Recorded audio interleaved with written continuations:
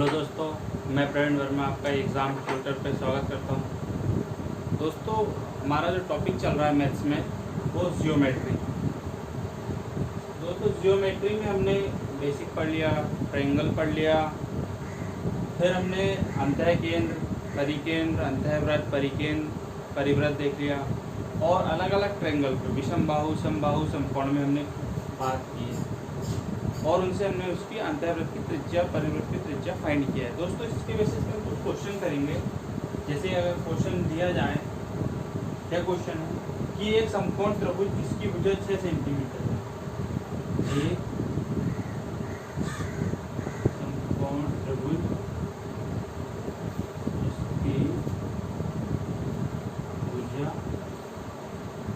6 centimetre है, तो इसके त्रिभुज के अंतःवृत्त का एरिया क्या है? त्रिभुज के अंतःवृत्त का एरिया, ठीक, अंतःवृत्त का एरिया बोल रहा है। देखो, एक समकोण त्रिभुज की बात करते हैं, सॉरी, एक समबाहु त्रिभुज है, एक समबाहु त्रिभुज जिसकी भुजा 6 सेंटीमीटर है, ठीक है। समकोण त्रिभुज की बात नहीं कर रहे हैं अपन, समबाहु त्रिभुज की बात कर रहे हैं जिसकी भुजा 6 सेंटीमीटर है। तो त्रिभुज के अंतर्वृत्त का एरिया क्या होगा?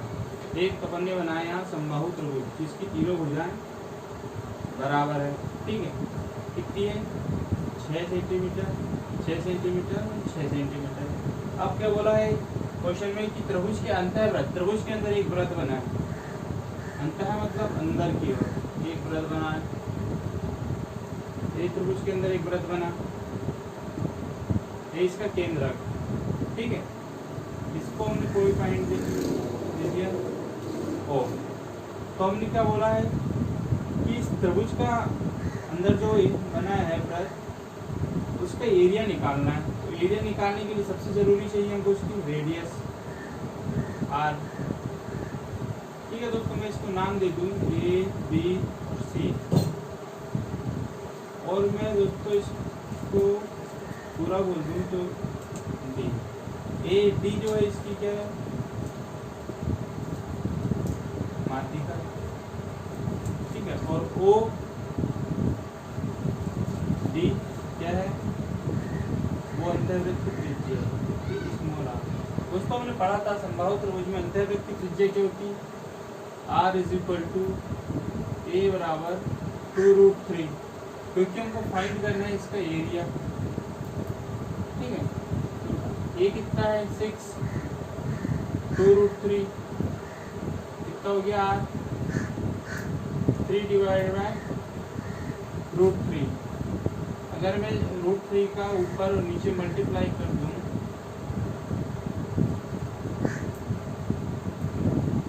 √3, तो ये कितना हो गया? √3, ठीक है। यहाँ से हमको मिल गई रेडियस किसकी? इस सर्कल की, इस वृत्त की रेडियस मिल गई। तो दोस्तों, अब जब हमको रेडियस मिल गई तो एरिया हम फाइंड कर लेंगे। क्या होता है? वृत्त का एरिया पाई और स्क्वायर। पाई का वैल्यू जैसे कि कैसे रख देते हैं, r√3 का स्क्वायर, तो कितना हो गया? 3 पाई, यूनिट है सेंटीमीटर स्क्वायर। तो दोस्तों, ये हमने एरिया फाइंड कर लिया डायरेक्ट इस मेथड से। अब नहीं तो एक और मेथड था दोस्तों कि पहले हम इसका ऊंचाई फाइंड करें, उसके बाद एरिया फाइंड करें, तो थोड़ा लंबा मेथड हो जाता है, ठीक है। फिर भी आप देख लो कि पहले कैसे ऊंचाई से हम उसको निकालेंगे। अगर उस मेथड की बात करें तो उस मेथड में एडी क्या हो गया? उसका ऊंचाई, एच बराबर एडी बराबर माध्यिका, अपन उसको बोल सकते हैं, ठीक है। जब माध्यिका एच हो जाती हो तो हमने ऊंचाई के लिए भी सूत्र पढ़ा था, समबाहु त्रिभुज का ऊंचाई √3/2 × a, ठीक है। h हमारे को फाइंड करना है, √3/2 × a कितना? 6, मतलब h कितना हो गया दोस्तों? 3√3। ये हमको पूरा h मिला। और दोस्तों, हमने पढ़ा था, मैंने आपको बताया था कि जो माध्यिका होती है किसी त्रिभुज की माध्यिका, समबाहु त्रिभुज की बात कर रहे हैं अपन, तो उसमें जो केंद्रक होता है वो माध्यिका को 2:1 में विभाजित करता है। 2:1, 2 किस और होगा, शीर्ष की ओर, 1 जो होगा बेस की ओर होगा। तो टोटल कितना हो गया, माध्यिका कितनी हो गई, h बराबर 2x प्लस x मतलब 3x, और 3x का वैल्यू हमने कितना निकाला है अभी, 3√3। x अकेला कितना हो गया, √3, और x दोस्तों क्या है, x क्या है, r। यहाँ से हमको रेडियस मिल गई इसकी, तो रेडियस मिल गई तो एरिया सेम πr²। इससे हम समबाहु त्रिभुज के अंदर जो अंतःव्रत है उसका एरिया फाइंड कर लेंगे। इस प्रकार दोस्तों ये क्वेश्चन सॉल्व हो जाएगा, इजी है, आसानी से इसको किया जा सकता है। अब हम आगे क्वेश्चन और देखते हैं क्या है। जैसे बोला गया है कि एक समबाहु त्रिभुज की परित्रिज्या 10 सेंटीमीटर, परित्रिज्या की बात कर रहे हैं दोस्तों। एक समबाहु त्रिभुज की परित्रिज्या 10 सेंटीमीटर है, तो उसकी अंतः त्रिज्या की माप कितनी होगी, तो उसकी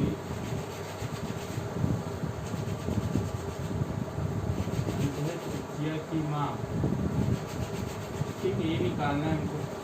तो पहले तो देख लो परित्रिज्या क्या बोल रहा है, 10 सेंटीमीटर में, और किसकी, समबाहु त्रिभुज। तो हमको सबसे पहले बनाना है समबाहु त्रिभुज।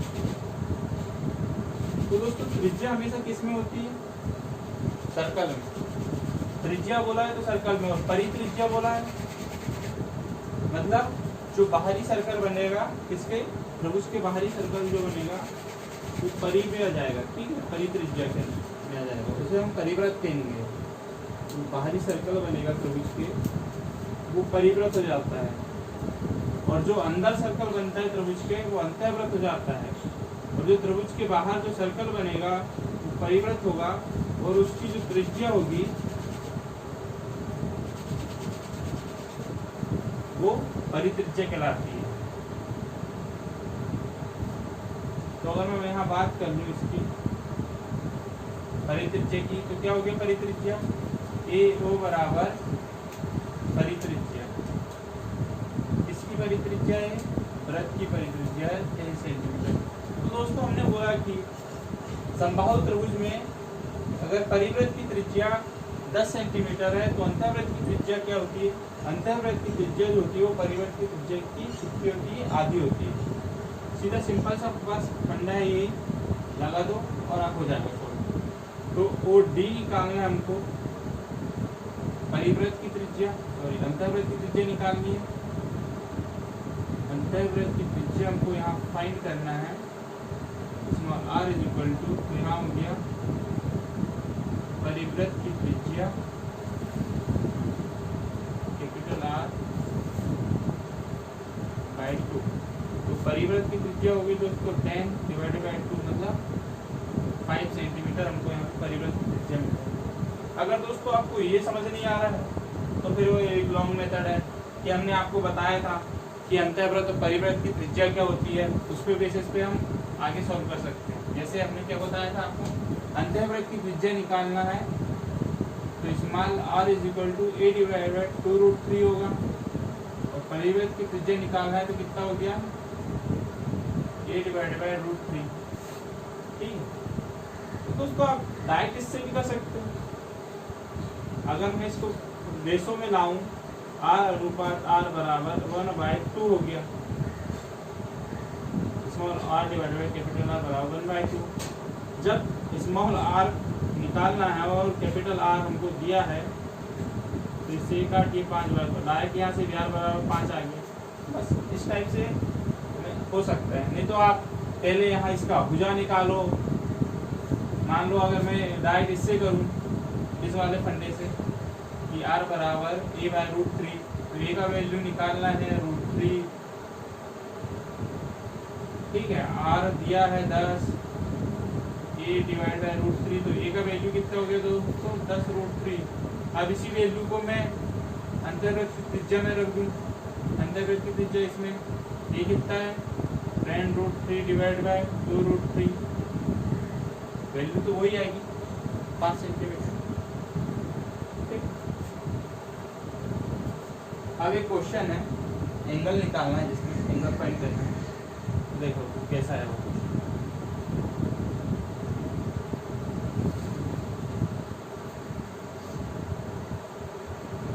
क्वेश्चन है, त्रिभुज PQR में समबाहु त्रिभुज की बात कर रहे हैं क्वेश्चन में। समबाहु त्रिभुज PQR में, एक समबाहु त्रिभुज है PQR में, भुजा QR को बिंदु S तक इस प्रकार बढ़ाया गया है। भुजा QR को बिंदु S तक इस प्रकार बढ़ाया गया कि PR बराबर RS, क्या हो गया कि PR का वैल्यू जो होता है वो RS के बराबर हो गया, और P को S से मिला दिया जाए तो, और P को S से मिला दिया जाए तो क्या है फाइंड करना हमको, एंगल PSR, एंगल PSR का वैल्यू फाइंड करना। देखो पहले क्या बोला, एक समबाहु त्रिभुज PQR, तो पहले हम बनाते हैं, क्वेश्चन पढ़ते जाते हैं और उसका अपन स्ट्रक्चर पढ़ा कर जाते हैं, है ना। क्वेश्चन बनाए समबाहु त्रिभुज PQR, समबाहु है मतलब इसका सभी भुजा बराबर है, ये P, ये Q और ये R, ये वाला वैल्यू, ये वाला वैल्यू और ये वाला वैल्यू इक्वल है। फिर आगे बोला है कि QR को, इस ये जो Q और R को आगे बढ़ाया गया, मतलब मैं इसको ऐसे आगे बढ़ाता हूँ, यहाँ S पॉइंट तक, इस पॉइंट तक बोला S पॉइंट तक बढ़ाता हूँ, तो PR बराबर जो होता है RS हो जाता है। ठीक है, मतलब मैं इसको एक लाइन से दर्शाता हूँ, तो PR का वैल्यू जो है RS के वैल्यू के इक्वल हो जाता है। फिर P को S से मिला दिया जाता है, इस P को मैं यहाँ S से ऐसे मिला दे रहा हूँ। ठीक है, यहाँ पे मैं S से इसको मिला देता हूँ। तो क्या बोला गया है, PSR का वैल्यू निकालना, PSR का वैल्यू हमको फाइंड करना है। तो दोस्तों सिंपल सी चीज है, त्रिभुज समबाहु त्रिभुज, तीनों भुजाएं बराबर है, तो स्वाभाविक बात है इसके तीनों एंगल बराबर होंगे। तीनों एंगल मतलब अगर ये वाला एंगल मेरा x है तो ये वाला एंगल भी x होगा और ये वाला एंगल भी x होगा, और त्रिभुज के तीनों कोणों का योग कितना होता है 180 है। और अगर समबाहु त्रिभुज है तो उसके प्रत्येक कोण की बात कर लें तो प्रत्येक कोण कितना होगा दोस्तों, वो होता है 60 डिग्री का। ठीक है, जैसे अब मैं यहाँ बात कर लूँ कि PQ बराबर है QR के और QR बराबर है PR के, तो एंगल QPR बराबर एंगल PQR बराबर एंगल PRQ बराबर 60 डिग्री। ठीक है, ये हमको यहाँ से मिल गया समबाहु त्रिभुज में। जब ये वाला एंगल यहाँ पे हमारा 60 डिग्री आ गया है, ठीक है, तो हम बात कर लेते हैं क्या, बिंदु R पर बात कर लेते हैं। बिंदु R पर कैसे, एक ऋजु रेखा, उस पे एक कोण बनी है, ये कोण का वैल्यू x हमको दिया है और ये वैल्यू हमको अभी निकालना है। अगर मैं इसको बोल दूँ कि ये P है, ये R है और ये Q है इस तरफ और यहाँ पे S है। ठीक है, तो क्या है इस केस में क्या हो जाएगा, ये वैल्यू हमको दी है, x कितना दिया है 60, तो PRS निकालना है, PRS एंगल, तो इन दोनों का योग कितना होता है 180, PRQ प्लस PRS का वैल्यू दोनों का कितना हो गया 180। तो 180 में से मैं अगर ये वाला एंगल घटा दूं, PRQ एंगल घटा दूं, तो हमको PRS का वैल्यू मिल जाएगा। तो 180 माइनस 60, तो PRS का वैल्यू हो गया 120 डिग्री। ठीक है दोस्तों, अब मेरे को ये वाला वैल्यू यहाँ पे फाइंड हो गया, कितना हो गया 120।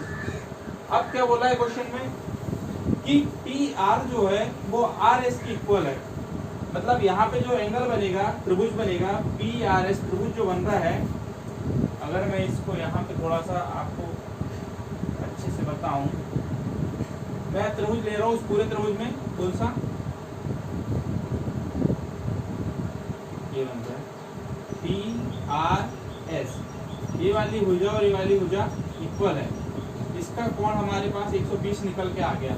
तो समबाहु त्रिभुज बन रहा है, पी आर एस जो है समबाहु त्रिभुज है, और समबाहु त्रिभुज की कोई दो भुजाएं बराबर होती है, और जब दो भुजा बराबर होती है तो उसके सम्मुख कोण बराबर होते हैं, मतलब ए भुजा और ए भुजा दोनों बराबर है, तो इस भुजा के सामने ए वाला कोण और इस भुजा के सामने ये वाला कोण, ये दोनों इक्वल होंगे, मतलब ये वैल्यू y है तो ये वाली वैल्यू भी y होगी।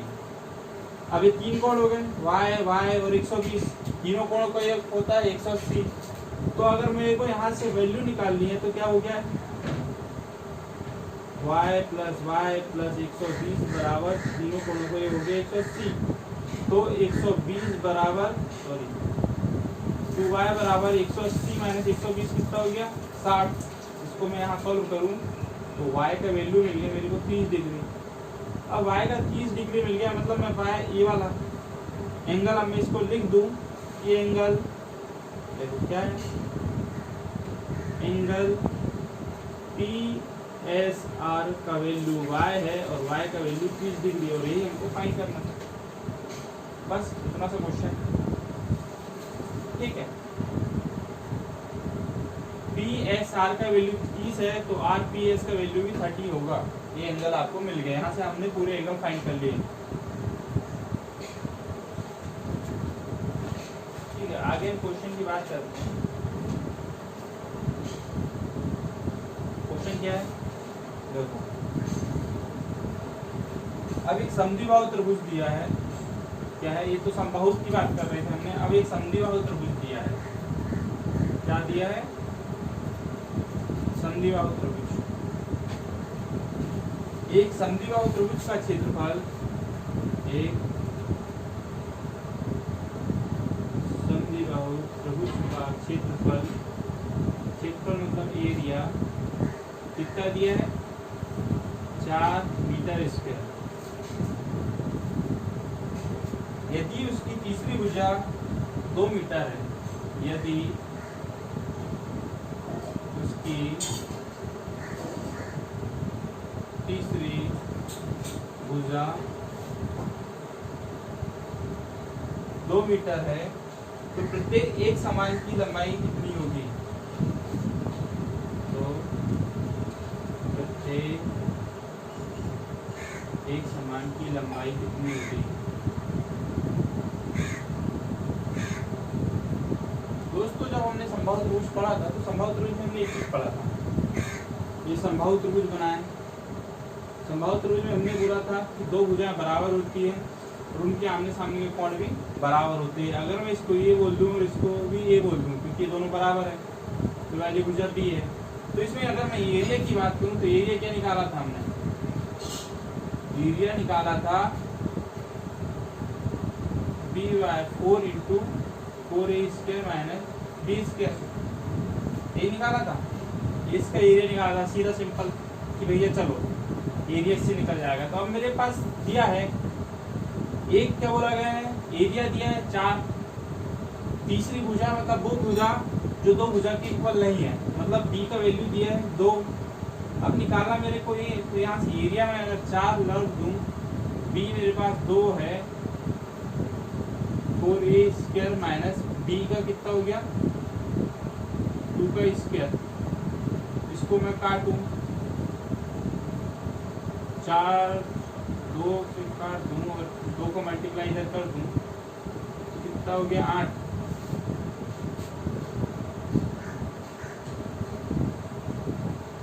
ठीक है,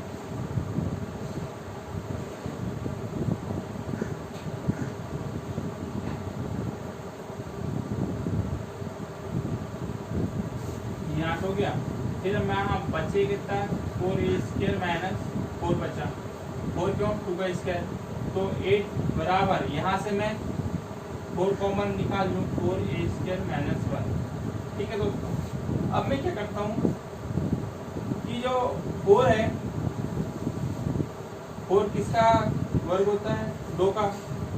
उसको मैं 4 को बाहर निकालूँ तो यहाँ 2 हो जाएगा, फिर ए स्क्वायर माइनस 1, 2 से इसको काट दूँ 4 बार, तो कितना हो गया दोस्तों? 4 बराबर अंडर रूट ए स्क्वायर माइनस 1। अब मैं दोनों तरफ वर्ग कर दूंगा, क्योंकि मुझे यहाँ से वर्गमूल हटाना है, तो दोनों पक्षों में अगर मैं वर्ग कर दूं तो 4 का वर्ग हो गया 16, यहाँ वर्गमूल इससे कट गया तो क्या बचा? ए स्क्वायर माइनस बी। अगर यहाँ से मेरे को ए स्क्वायर निकालना तो ए स्क्वायर बराबर माइनस 1 को इधर पर कर दूँ तो 16 प्लस 1 कितना हो गया? वैल्यू 17। ठीक है, ए का वैल्यू कितना हो जाएगा? ए का वैल्यू हो जाएगा, अगर ये तो ए स्क्वायर का वैल्यू कितना हो गया दोस्तों?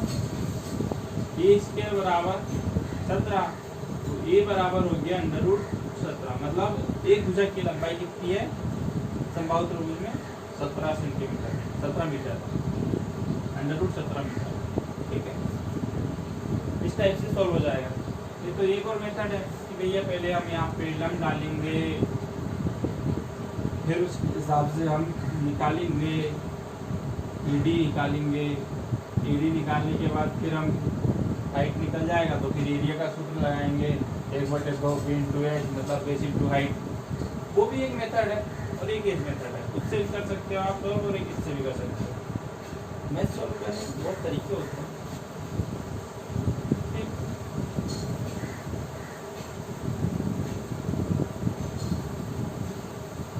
ये तो हो गया हमारा क्वेश्चन। अब आगे देखते हैं अगला क्वेश्चन क्या है। अगला क्वेश्चन में बोला है कि एबीसी एक समद्विबाहु त्रिभुज है। ठीक है, सेम वही, इसमें हमको मगर इसमें एंगल निकालना है। क्वेश्चन क्या है?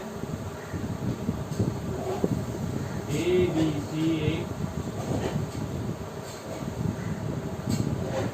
समद्विबाहु त्रिभुज है। समद्विबाहु मतलब जिसकी दो भुजाएं बराबर, AB बराबर AC और AB बराबर दिया है AC। AD जो है एंगल ABC पर 35 डिग्री है। AD जो है एंगल इस पे ABC पर, ABC बराबर 35 डिग्री वाले आधार BC की माध्यिका है। 35 डिग्री वाले आधार BC की माध्यिका है।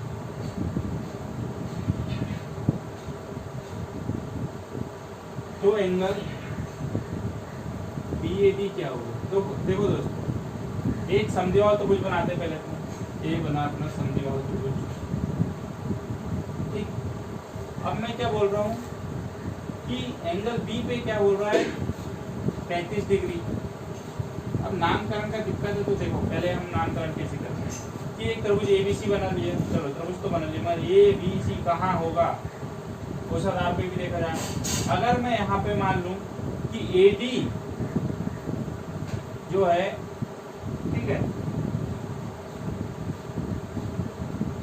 AD जो है एंगल ABC 35 डिग्री वाले, मतलब ABC पर जो एंगल बन रहा है, एंगल अगर ABC 35 डिग्री बन रहा है और इसका जो आधार है बेस जो है BC पर, AD जो है वो क्या है? एक माध्यिका है। माध्यिका जो हो गई D, माध्यिका जो होगी D हो गई। माध्यिका जो है परपेंडिकुलर होती है, तो इसको दो बराबर भागों में बांटेगी। ठीक है, BD और DC पे। समद्विबाहु त्रिभुज AB का वैल्यू जो है AC के वैल्यू के बराबर है। AB बराबर हो गया AC और BD बराबर हो गया DC। तो एंगल BAD के वैल्यू हमको फाइंड करना है। ठीक है, ये तो आपको पता ही चल गया, एंगल BAD का वैल्यू हमको फाइंड करना है। तो हम देखते हैं दोस्तों, सिंपल सा फंडा है, इसका कोई बड़ा वो नहीं है। आप चाहे तो इस एंगल से कर सकते हो या तो पूरा एंगल कर सकते हो। ठीक है, अगर मैं यहाँ बोलूँ इस एंगल की बात करूँ, एंगल BAD निकालना है मेरे को BAD। तो हमको पता है ये कितना होगा दोस्तों, यहाँ पे लंब रहता है, माध्यिका जो होती है बेस पे लंब होती है, तो ये 90 डिग्री हो गया, मतलब एक एंगल 35 हो गया, एक एंगल 90 हो गया, तो बचा एंगल कितना होगा, जैसे एंगल B, अगर मैं इसको पूरा लिखूं ABD बराबर 35 डिग्री, एंगल ADB बराबर 90 डिग्री, तो एंगल BAD का वैल्यू कितना होगा। तो मैं टोटल बोलूँ कि तीनों एंगल मतलब B, D और A, त्रिभुज के ये वाला त्रिभुज लेते हैं, ABD की बात करते हैं, त्रिभुज ABD में तीनों कोणों को 180 होगा, ठीक है। तो कितना हो गया 35 प्लस 90 प्लस एंगल D और एंगल A बराबर 180, तो कितना हो गया 35 और 90 कितना हो 120, तो एंगल A बराबर 180 माइनस 125, ठीक है। तो एंगल A का वैल्यू कितना होगा दोस्तों, यहाँ से इसको घटाओ तो 55 डिग्री, बस यही निकालना था। ये तो एक सिंपल था कि हमने ये वाला त्रिभुज लेके किए। अगर मैं पूरा त्रिभुज ले लूँ ABC के लिए ले लूँ, तो अब देखो ये वाली भुजा जो है वो इस वाली भुजा के बराबर है, और ये वाला एंगल जो है वो इस वाले एंगल के बराबर होगा। ये जो एंगल दिख रहा है यहाँ पे C पे, ये वाला एंगल हमको 35 दिया है, तो ये वाला एंगल भी 35 हो गई। जब मेरे को ये वाला एंगल पता है, ये वाला एंगल पता है, एंगल B एंगल C पता, तो एंगल A फाइंड करने में क्या प्रॉब्लम हुई, कोई नहीं। त्रिभुज ABC तीनों कोणों का योग 180 होगा, तो 35 35 70, 180 में से 70 घटाए तो कितना हो गया, पूरा एंगल कितना हो गया 110, ठीक है। और यहाँ पे जो निकला है वो पूरा नहीं है, वो आधा एंगल है, BAD निकला है, ठीक है। इसको याद रखिएगा, मैंने एंगल A लिख दिया, मतलब इसका ये मतलब नहीं कि ये वाला एंगल है, एंगल BAD मतलब इन तीनों का योग 180 का, एंगल A कितना निकला 180। अगर मैं यहाँ बोलूँ कि जो एंगल जो AD है वो अर्धक है किसका, एंगल A का, तो उसका आधा कर दूं मैं, तो एंगल BAD बराबर कितना हो गया 55 डिग्री। ये किससे नहीं किया है, आपको जो उचित लगे।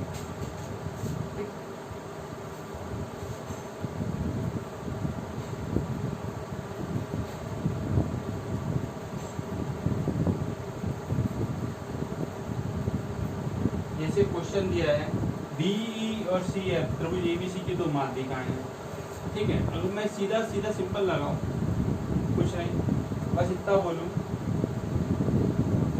BE CF माध्यिका, आप क्वेश्चन अपने आप कर लेना, ये जो है त्रिभुज की माध्यिका है, ठीक है। फिर क्या बोल रहा हूं मैं,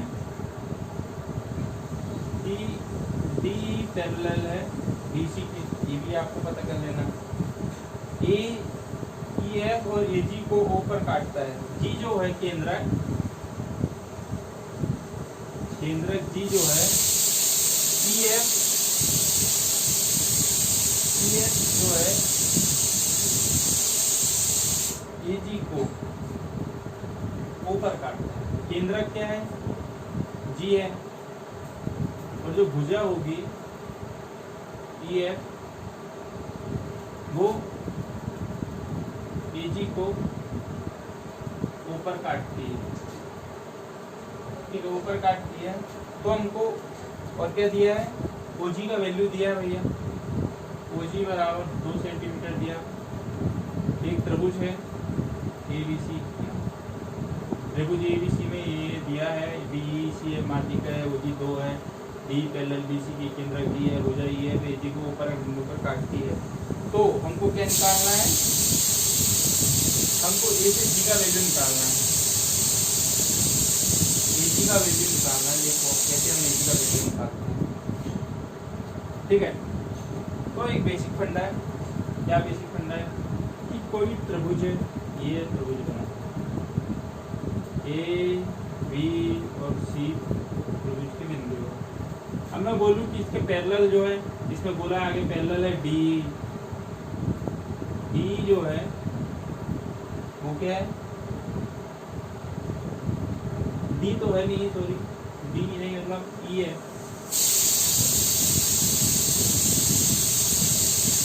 ऐसी पैरेलल है बी सी। ठीक है, चलो ये ऐसी जो है पैरेलल है बी सी पे, और बी से ई और एफ सी दो माध्यिकाएं हैं। इस बिंदु को कहाँ पे काटती है, दोनों ऊपर काटती है, बट जो ई एफ है वो ओ और है ना, ठीक है, ओ पे नहीं, ठीक है, जी है, केंद्रक जी है। ए जी को किस पे काटती है, ई एफ जो है इसको यहाँ पे काटती है ओ पे। तो एक बेसिक फंडा है, सिंपल सा है। ओ जी का वैल्यू कितना है, 2 सेंटीमीटर है, और मेरे को ए से ओ निकालना है। तो ए ओ जो होता है वो क्या होता है, ए से ओ जो होता है वो कितना होता है, 3 गुना होता है ओ जी। बस आप इतना ध्यान रखिएगा कि ए ओ की वैल्यू जो है वो ओ जी की वैल्यू से 3 गुना होती है। इस टाइप के क्वेश्चन जब आएगा तो आपको बस इतना फंडा याद रखना है कि ए ओ की वैल्यू जो है, ए ओ की जो वैल्यू है ओ जी की वैल्यू से 3 गुना ज़्यादा होती है। तो ओ जी मेरे पास दिया है 2, 3 गुणित 2 मतलब हो गया 6। अब मैंने तो बोल दिया कि भैया मेरे पास यहाँ से यहाँ तक के वैल्यू हो गया 6, है ना। ए से जी तक का वैल्यू, सॉरी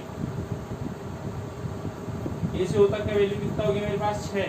अगर टोटल वैल्यू की बात कर लूँ मैं तो कितना हो गया, ए ओ प्लस, अगर ए जी की बात कर लूँ तो ए जी कितना हो गया, ए ओ प्लस ओ जी, मतलब 6 प्लस 2 मतलब कितना हो गया 8 सेंटीमीटर।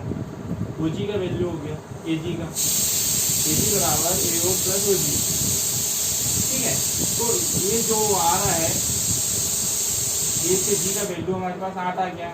अब मैं इसी केस में बोल लूँ कि माध्यिका ए डी का वैल्यू निकालो तो फिर क्या होगा। अगर मैं बोलूँ कि ए डी का वैल्यू निकालो तो ए डी जो होता है वो क्या होता है, ए डी जो होता है माध्यिका जो होती है, माध्यिका पे एक बिंदु जो केंद्रक होता है वो माध्यिका को 2:1 के रेशो में डिवाइड करता है।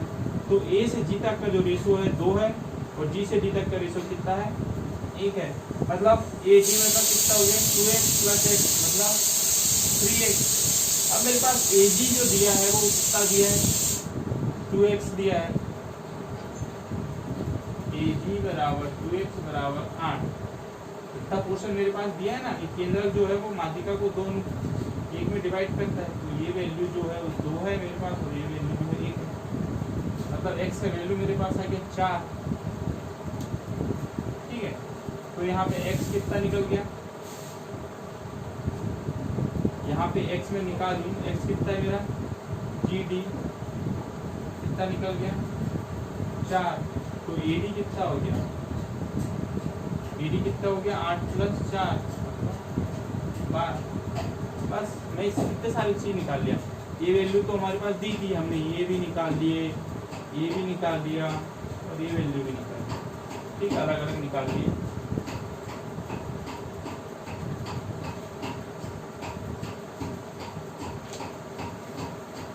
अभी क्वेश्चन देखिए इस टाइप से।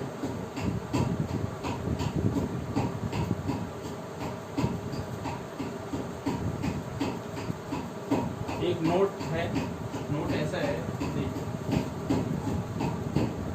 नोट ऐसा है कि ये कोई त्रिभुज है, ठीक है, त्रिभुज है ए बी सी। किसी त्रिभुज की बात कर लें, ए बी सी दिया है।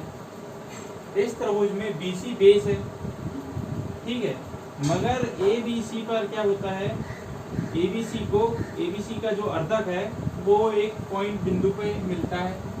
ए बी सी का अर्धक और ए सी का अर्धक मतलब, ठीक है, इन दोनों का अर्धक, अर्धक मतलब मान लो ये मैं इसको आगे बढ़ाऊं और ये वाला, ये पूरा वैल्यू मेरे पास थीटा है, और इसका अर्धक क्या हो गया, थीटा का अर्धक कितना हो जाएगा, आधा। अर्धक मतलब आधा, थीटा का अर्धक हो गया थीटा बाई 2। ये इसको मैंने आधा काटा और इसको ऐसे ऐसे एडजस्ट करके आगे बढ़ाया, तो ये वैल्यू होगी थीटा बाई 2। सेम क्या बोला है, ए सी, यहाँ कोई एक बिंदु दिया गया है, ई दे दिया होगा, ए सी ई का अर्धक, मतलब एक टोटल वैल्यू अगर 120 है तो इसका आधा कितना हो गया 60 डिग्री। मतलब ये वाला वैल्यू मेरा मान लो अल्फा बाई 2 कर दिया और इसको मैं काट दूँ तो इसका अर्धक भी निकाल दूँ यहाँ पे ये भी मेरे को अल्फा बाई 2 हो गया। अगर दोनों को जोड़ूंगा तो एक एंगल हो गया अल्फा, इन दोनों को जोड़ूंगा तो एक एंगल हो गया थीटा। पर मैं बोला हूँ कि इनका अर्धक आंतरिक समद्विभाजित करता है, एंगल बी को ये आंतरिक समद्विभाजित करता है और एंगल सी को ये बाह्य समद्विभाजित करता है, और ये दोनों जब आगे बढ़ते हैं तो एक बिंदु डी पे मिलते हैं। तो जो यहाँ पे एंगल बनेगा, मान लो अगर यहाँ पे एंगल x बन रहा है तो एंगल यहाँ पे क्या बनेगा तो 2x बनेगा, ठीक है। तो मैं बोल दूं कि एंगल BDC का वैल्यू x है तो एंगल BAC का वैल्यू 2x होगा, मतलब उसका डबल होगा। बस इसी पे बेस पे क्वेश्चन आते रहते हैं। अब मैं इस पे बेस पे क्वेश्चन की बात करूँ तो मान लूँ यहाँ d का वैल्यू मेरे पास 50 डिग्री दिया गया है। क्वेश्चन यही रहेगा, कैसा रहेगा कि त्रिभुज ABC का आंतरिक कोण एंगल B, आंतरिक कोण है अंदर की ओर बना है ना ABC में, और बाह्य कोण AC, और बाह्य कोण जो है एंगल C के अर्धक बिंदु D पर काटते हैं। इन दोनों का जो अर्धक बिंदु है D पे काटेगा तो क्या बताना है, और एंगल BDC का वैल्यू हमको गिवन है 50 डिग्री, तो एंगल ए का वैल्यू निकालना है, एंगल BAC का वैल्यू निकालना है। तो क्या बोला गया कि जो एंगल D का वैल्यू रहेगा वो जो है एंगल ए के वैल्यू को आधा रहेगा, मतलब एंगल ए का वैल्यू D के वैल्यू से डबल होगा,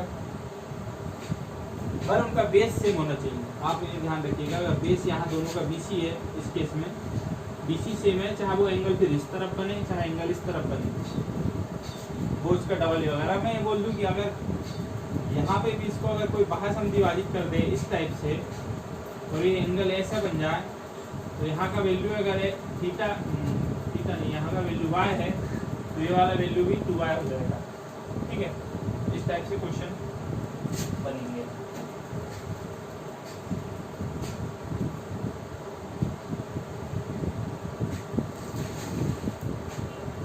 तो दोस्तों आज हमारा जियोमेट्री का ये वाला पोर्शन खत्म हो गया, इन सेंटर सर्कल सेंटर, ठीक है, इन सर्कल सर्कम सर्कल, इसके क्वेश्चन हमने कर लिए। दोस्तों कल से हम चतुर्भुज पढ़ेंगे, समानांतर चतुर्भुज हुआ, समलंब चतुर्भुज हुआ, उस पर एंगल निकालेंगे, चक्रीय चतुर्भुज की बात करेंगे, ठीक है, उसमें एंगल निकालना सीखेंगे कि क्या क्या एंगल निकलेंगे, कैसे सॉल्व होगा, ठीक है दोस्तों। तो हमारे चैनल को सब्सक्राइब करना ना भूलिए।